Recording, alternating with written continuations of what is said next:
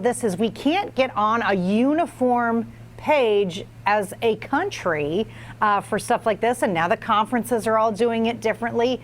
We just got to have, I don't know. I would like there to be everyone to work together here. Yeah, I mean, look, the players, I think they understand the risks, and they're all getting together saying, we want to play. I feel like if they're in this so-called bubble on their campus, they have a better chance because they'll have more testing, they'll have more people caring for them, they'll have people watching for them, they will be more concerned, whereas now you take football away, they might not be as concerned with what's going on around them. And they may not be getting tested. They may not be getting medical treatment. You never, I mean, you never know. The COVID-19 crisis has taken a very personal turn for former UK football star Lynn Bowden. He tweeted last night that he lost his grandmother to the virus. His tweet reads in part, "Just lost my grandma to it today. Y'all hug and y'all love y'all elderly people, man, and be careful." Recently, another former UK star, basketball player Karl Anthony Towns, lost his mother to complications from COVID-19. And this just heartbreaking for Lynn and his family, with so much good news that has come for him in the last year or so. This has got to really sting. Yeah, and I mean, look, I'm not, we talk about we want to see college football players want to play, NFL players want to play, but then something like this comes down and you realize you wouldn't fault them at all if they decided to step away from the game for at least a year. Of course not. Of course not. Turning to UK basketball, talk of key assistant coach Kenny Payne taking a job in the NBA. Well, that continues to heat up. Payne has been quoted as saying it's not an easy decision, and Basketball Insider Adam Zagoria is reporting the deal has real legs, but is not done yet. Now, Zagoria's article says the New York Knicks are expected to hire a staff focused on player development, which is exactly what Payne has become known for throughout his time at Kentucky. The big man whisperer has played a significant role in getting UK players ready for the NBA, often in just a single season.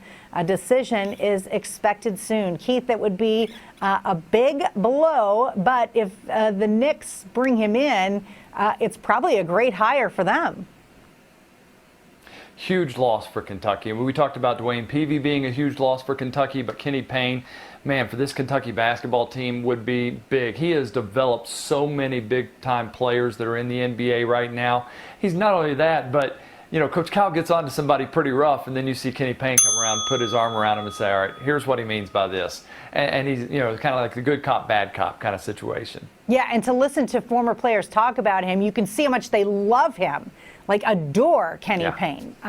Yeah, be sad to see him go. In other news, protests continue to unfold in Louisville, driven by a number of causes.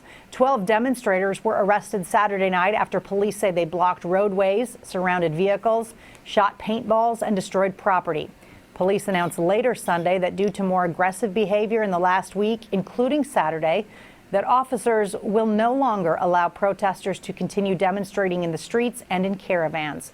Protests included an anti-eviction demonstration and a separate rally calling for action against the police officers involved in the shooting of Breonna Taylor. And Keith, it's now, we're going on 2 months in Louisville. It's a long time. The stuff I saw from Chicago this morning just blew my mind. Yeah. Awful.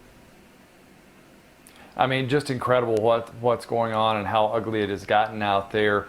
And I don't know, I'd like to see where these people that were arrested are from. Are they really from Louisville? I haven't heard that yet, but I just can't believe that Louisville would do that through the downtown Louisville people. I mean, in my time I spent there. Yeah, absolutely. Just, it's sad. Now on Hey Kentucky, in case you missed it, a review of recent headlines. There continue to be new developments in the Crystal Rogers investigation.